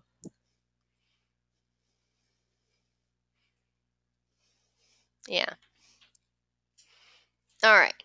New term, hedonic treadmill. Have you guys heard this term before? Or kind of the derivative of the word hedonic? No? What do you guys think it means? Now, I know it's a fancy word. So the hedonic treadmill, it's this idea, right, Dustin? Yeah, think of the derivative of that word. Maybe not something horrible, but the derivative of the word, yeah, from back in the day or where that comes from. So the hedonic treadmill is the idea, it's not that horrible. It's the idea that we adapt to good things and take them for granted. As you accumulate more material possessions and accomplishments, your expectations rise. So the things that you work so hard for no longer make you happy and you want more. So it's like this vicious cycle, right? What's an example? What can you give me an example of? How about like a new car? Exactly. See, Daniel, have you heard this? Have you heard me speak before? Or we're on the same page today. A new car, right? You guys just you work so hard for it. You get it. You love this. Your new baby has that new car smell. You park it far away. You don't want anybody eating in it. You don't want any dings in it. Then all of a sudden, maybe it gets one ding in it, and now you're princess parking up front. You don't care who eats in it. It's just kind of lost its appeal, right? Shaquille, you're right. I was going to say that too. Video games. We do that with video games. We do that with our cell phones, right? We do that with our phones. Every November, what comes out every November? Our new game, especially for Christmas, the holidays and stuff like that. Mm-hmm. New games, new phones, all those things. We all fall prey to this stuff. So we're so happy to get it, and we're so excited that we begin to take advantage of it, and then we're on to the next best thing. So, research shows that people who put greater value on money, I'm not talking about what money can buy you, on money itself. If you wake up one day and say, hey, or I was just thinking about this the other day, like when I was thinking about this lecture and talking to you guys, like I wonder, people grow up and they say that what they want to be or what they want to do. I don't think I've ever come across somebody who says, yeah, that's what I want to do. I want to be a millionaire. I want to make a lot of money. Like my goal is to make a lot of money. Your goal is to do other things that make you a lot of money, right? Like your craft, your art, and you're going to be successful and be wealthy. But is your ultimate goal to make a lot of money? I mean, and then I started to think even further. Look, I can go down rabbit holes, you guys. I started to think a little further, and I thought about my husband, and he's in business. He loves business and finance and all that other stuff. And I'm like, no, his thing isn't to make a lot of money. His thing is to leave a legacy. So, yeah. So it's not really about money for him, even though it might seem like that. So that's why I started trying to break down for anybody who would say that their ultimate goal is to make money. I don't really think it is. I think there's a different purpose and meaning, and we're going to talk about that with PERMA. So, anyway, so basically, research shows that people who put a greater value on money than any other goal are less satisfied with their lives, right? That doesn't mean that you can't work to make money or that money can't be a significant factor in what you're doing. But if it's above all your other goals, again, if that's just like the number one thing, you just want to be like Scrooge McDuck and just have all this money, then you might want to take a look at why that is. So, do you see what like the difference? It's we all want money, but is it just to have money and be Scrooge McDuck and just have it all? Like, but we want money to go do other things with it, like leave a legacy, build a business, share our craft with other people, live comfortably. So, but not to just have money. Yeah. Vacation every 6 months. Right. Exactly, Daniel. All right. So, since money, success, and fame is not going to bring us well-being, let's focus on something that will. Okay? So Seligman says there are 3 states of mental health. Let's go back to the mental health thing. It says we have languishing, ordinary, and flourishing. So languishing is not really feeling anything or feeling depressed. It's just kind of like blah, like down and just not in a good headspace. Ordinary is just going through the motions, kind of like on autopilot, which could be how most of us walk through life, I guess you can say. Maybe not every day, but sometimes. And then there's flourishing. And that's, I can't speak today. Flourishing, and that is feeling complete, content, and like you have a purpose. And notice that happy and smiling isn't in that definition, right? So he calls this theory, his well-being theory is based on, basically, Martin Seligman's well-being theory is based on increasing flourishing, and that's what he calls PERMA. So if you think about it, that's what he looks at. Back to traditional psychology and positive, when we talked about in the beginning, where there's people in traditional psychology where you're not doing so well. You might have anxiety, depression, whatever those mental illnesses or disorders that people have, and psychologists work on trying to get you back up to par. I guess you can say to ordinary. And Martin Seligman's like, well, that's great and all, but what about all those people that are above ordinary and are doing great, are doing fantastic. He's like, why can't we work on being more like that? Why do we have to walk through life just being ordinary? You know? That's kind of where he got it from. He's like, okay, fine. There's languishing, which we try to bring those people back up to ordinary. And then what? Why do we have to settle for ordinary? What can we do with all those other people that are flourishing, and how can we do that? And that's kind of where this came from. So that's where he wants to increase flourishing, and that's what he calls PERMA. So as you guys mentioned earlier, PERMA, it's an acronym for positive emotion, engagement, relationships, meaning, and achievement. Okay, and we're going to talk about each one. So this part, I'm going to go ahead and talk about each one. I'm just going to throw some things to ponder on. And basically, I want to see you guys can reflect on how often do you engage in these things. You know, well, again, this is the well-being theory. This is what's going to help you flourish. So how often do you do these elements, all right? So let's start off with positive emotion, okay? This includes general happiness, life satisfaction, and really enjoying the here and the now. I love the here and the now. I think people forget about that. How often are you present and you're in the here and the now, not in the past, not in the future? You're there in the here and the now, right? It's very hard because sometimes you're always thinking about what dumb thing you did yesterday, what you forgot yesterday, or you're thinking about, oh my gosh, look at my list, what I have to do in the future, right? Enjoy the moment now. And we talk about savoring as well in the reading, which I love that one too. So, not prolonging happiness until some goal is achieved, as we discussed earlier. Okay?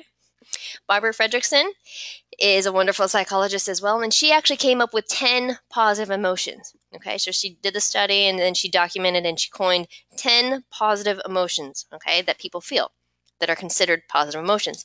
And happy, the word happy, isn't one of them. So, do you guys think you guys can name the 10 positive emotions? What do you guys think? What do you think are the positive emotions that she came up with? Happy's not one. Joy, that's one of them. Excellent, Dustin. Of course, because we love using the word joy around here. Ecstatic could be a synonym for one. Excitement could be a synonym for one. A few more, you guys. Let's see. Peace. Love is one. Good job, you guys. Humor. Maybe. Grateful is one. Nice job, Tammy. Willie got that one too. All right, here are the 10 positive emotions. We have joy, gratitude, serenity, interest, hope, pride, amusement. I guess you can say that as humor. Amusement, inspiration, awe, and love. How often do you guys feel these? What brings you guys joy? And how often do you do that? You guys know I like to use the word joy instead of play. So even though we say psychology play and we talk about play a lot, I honestly believe that those are the things that bring us joy. So I like to say joy because it falls in line with positive emotions. And you should feel those every day. How often do you do these things? How often do you feel gratitude? Feel serene, you know? What makes you proud? Feel amusement. What did Dustin say? I do what brings me joy almost every day. Yes, my kids and playing the drums. Right, so every day or often, you should feel some positive emotions. And I think you probably do. I think what's important is to take the time to notice that you feel positive emotions, you know? Take the time to like, oh, my kids are bringing me joy. You know, I felt joy today because I spent time with my kids. Or food brings me joy. I love food. Food brings me joy. My puppies bring me joy. You know, things like that.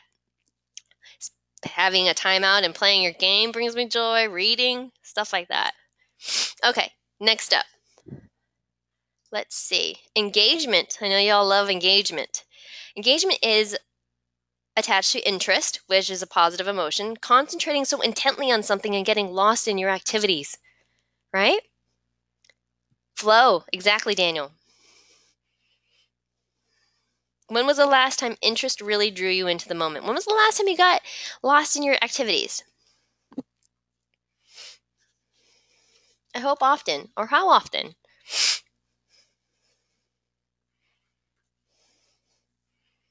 So again, these are all elements of well-being. These are all things that are going to help you flourish. These are all things that you should be doing on a regular basis.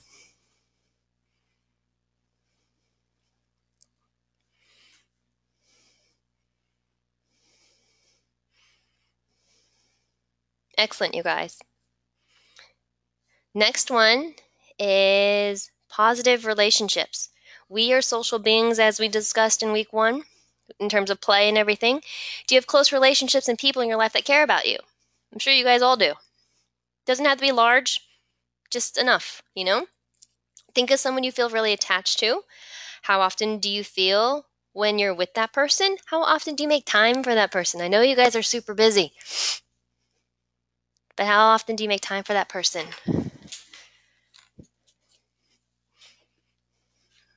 Almost every day?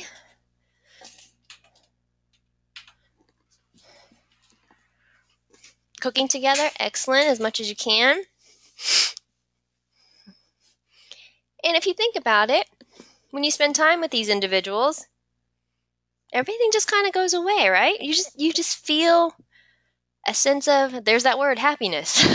So you just use that, so you just feel a sense of happiness, relief, stress free, I guess you could say. Very joyful. Yeah.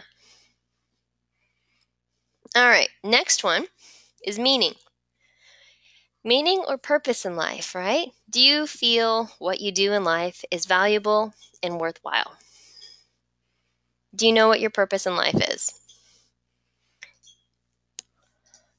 Give me some examples of things that inspire you, and it could be individuals that you guys just spoke about in terms of relationships. Inspiration is a positive emotion.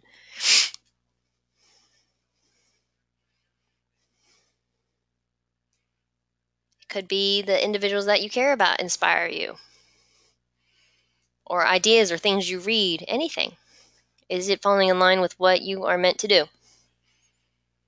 So, and last but not least, we have achievement or accomplishment, either or. Basically, strive to improve your goals. Resilience. Resilience is a very big part of this, how you handle setbacks and obstacles. You know, many of us strive to better ourselves in some way, whether we are seeking to master skill, achieve a valuable goal, or win some competitive event. Many of you are here right now doing this. You're here at Full Sail. You're devoting your time and energy into accomplishing your dreams. What makes you proud? Pride is a positive emotion. And what has pride inspired you to do?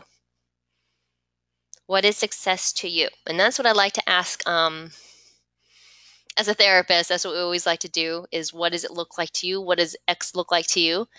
So when someone says, like, what does success look like to you? You need to visualize it. How do you know you're there? It's like Sean Aker says. You know, how do you know when to be happy? That's why I always like those mini successes, your little mini achievements along the way. Take a break, achieve what you've gone so far. It doesn't always have to be the absolute finish line. It could be getting through this class. It could be, you know, getting through your first semester. It doesn't always have to wait to, 2.5 years from now? Sounds so far away, doesn't it? So, yeah. And that's why, if you look at it that way, be present, be in the here and the now. Right, 1 month at a time. Enjoy the ride, enjoy the journey. You'll get there. So just enjoy the journey. Okay. So, the more you cultivate or develop these elements, the more you are said to lead a flourishing life. No one element defines well-being, but each contributes to it, and each one can be built upon or increased. Okay? So 2 things from this class. I know there's 2 more weeks left, and there's such fantastic stuff and such fantastic content that you guys are going to walk away with after these 4 weeks are over. But if anything, I would like you guys to at least walk away with 2 things. This is my little soapbox for this part. And that is the importance of play as an adult, which I think you guys get already. Just don't forget to do that. And PERMA. Just play as an adult and this concept. Walk away, psychology, play with these two things, and I think you'll be A-okay. So whenever you guys are stressed, whenever you have a creative block or whatever, or anything, look at PERMA, pick one of those things, and go do one of those things. Go laugh, go feel a positive emotion, go spend time with somebody that cares about you or that supports you, just to take a break. Go get lost in your activities for 5-10 minutes or whatever. Come back at it, attack your project, and, anything. That's what I truly believe. Two things: play and one of these things. So, what I would love to see on your plans that are due today, if you haven't already done it, and it's okay if you already did it, you can do it next week. I would like to see you guys add an element of PERMA on there. I'm sure you guys already do. A lot of you guys have when you guys look at play and things like that. But if you consciously now are reflecting on your life right now, and you're like, hey, I need to add more free time or get lost in my activity, I should put that on my weekly plan. Or I need to go spend time with my wife or whatever, but you know what? I need to go spend time or maybe give a call to my sister or my best friend, or, they probably would love some support too and to hear from you. So things like that. Add something on your plan. And if it's a push for you, like if it's something that's really hard for you to do or schedule or plan into your life, put it in your push goal. Really try. So those are the things that maybe you can implement in your plan this week or next week. Okay? So now you guys might say, well, duh, Miss Jen, of course, if you feel good, have close relationships, are actively engaged in life, and have a sense of purpose, you're going to be a happy, flourishing person, right? No duh. But how many people actually remember and act on these things or these elements on a daily basis? That's the hard part. It's like we know this stuff, but how often do we do it? So here I'll say this. Common sense is not common action. I love saying this. And that's by Sean Aker. He says this. Common sense is not common action. It's one thing to know these things and another to practice them on a daily basis in life, right? It's easier to ignore these things and forget about them when it's convenient, which we all do. I always hear that I will start tomorrow. I do that. I'll start tomorrow, But habits take new practice. And I even apply this to people in life when I get frustrated or whatever. I'm like, when you think things should be common sense, they should be, but not everybody knows, and common sense isn't common action. So, okay? All right.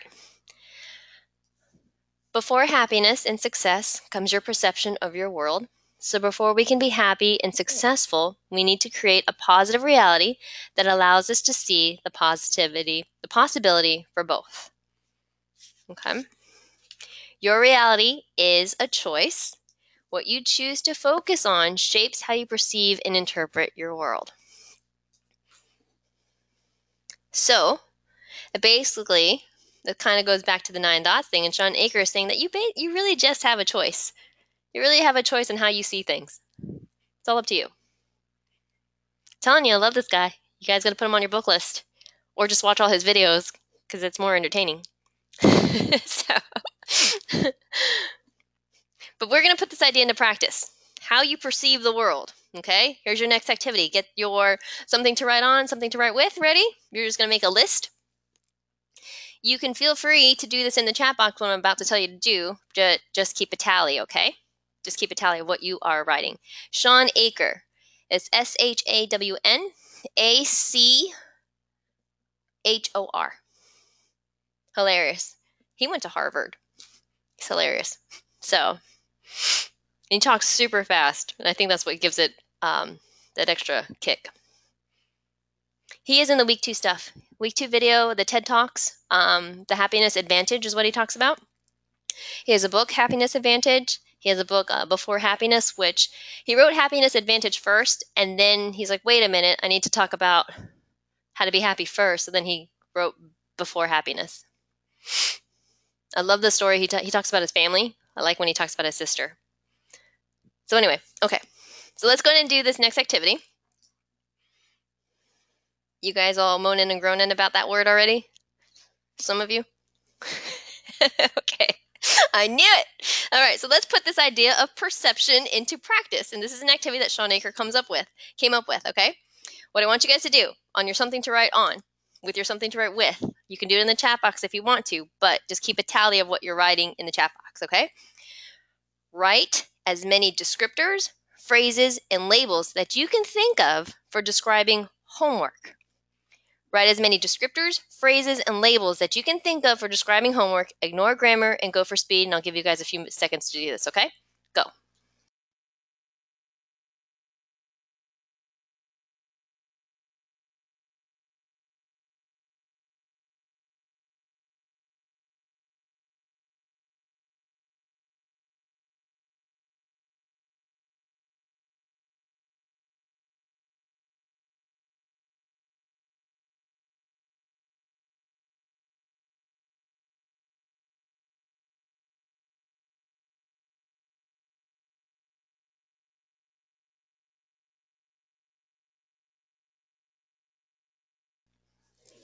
All right, start wrapping up your list.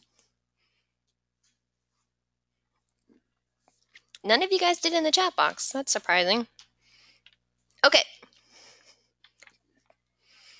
Drop your pencils. I feel like I'm giving you guys a test. Drop your pencils, and now in the chat box, like Tara and Aaron are doing, let me know how many words did you guys come up with.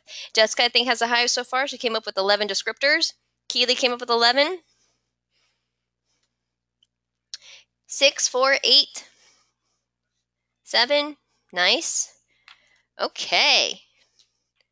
So I think 11 was the highest so far. Roxana has 8. I think 8 was the next highest. Okay. Now, we're going to score them. So look at your list. And for every positive descriptor, give yourself 3 points. And for every negative descriptor, give yourself 1 point. And how many points do you have now? Erin has 4. Got some low numbers here.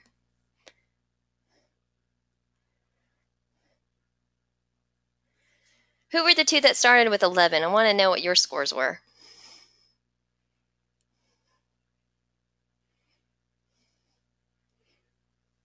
I saw Jacqueline had 11 as a score, but I don't remember how many she had in terms of quantity.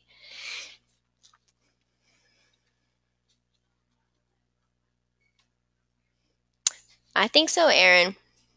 Oh, Jacqueline, you had 5 and you end up with 11. Nice. Jessica, you had 17. Keely, 17 for your 11. That's awesome. No problem, Jonathan. You can finish listening to the archive later. We're about almost done.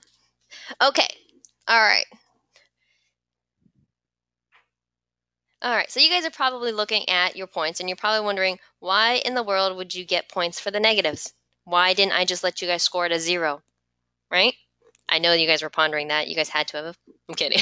So, you guys are probably, you guys are really wondering that. So, but honestly, now that I thought about it, I'm like, hey, yeah, why do I have to score with a 1? Why don't I just get a 0 for that? I know. It's all about balance, okay? Awareness of negatives can motivate us to take action, and the act of looking for them can help make our brains more flexible, and we are able to learn and grow from negatives, okay? Our brains are, even though they're fantastic, they do this to us. Our brains are naturally wired to seek and find negatives. I think that might be a survival thing, but again, I'm not a neuroscientist. Our brains are naturally wired to seek and find negatives. So we're already good at that, okay? That is why the focus on finding the positives, and that's really where the hard work is. So that's what takes practice, okay? It's a good activity to do something like this when you're starting out, to kind of see what your perceptions are of certain things. You can fill in the blank with anything. It doesn't just have to be homework, right? Do your positives outweigh the negative descriptors that you wrote? Is it anything? Is it this job you want? Is it people? Is it anything? Just to see how you kind of, perceive that particular thing. So some of you guys might perceive homework as a negative thing, instead of a positive thing. That's how you perceive the world. That's how you perceive that particular thing. So if you ever wonder, you can do the same activity with that. So I encourage you guys to try this and do this with other aspects of your life too. Okay? The kicker is I'm about to tell you why it's 3-1. Where the scoring came from. I didn't just come up with these numbers. So basically, Barbara Fredrickson says, remember that lady that came up with positive emotions? She says that since we naturally dwell on the negatives and give more weight to the negatives, it takes more positives to balance it out. Okay? She calls this the positivity ratio. So it's 3-1. This is the ratio you need of positive experiences to negative experiences to be leading a flourishing life.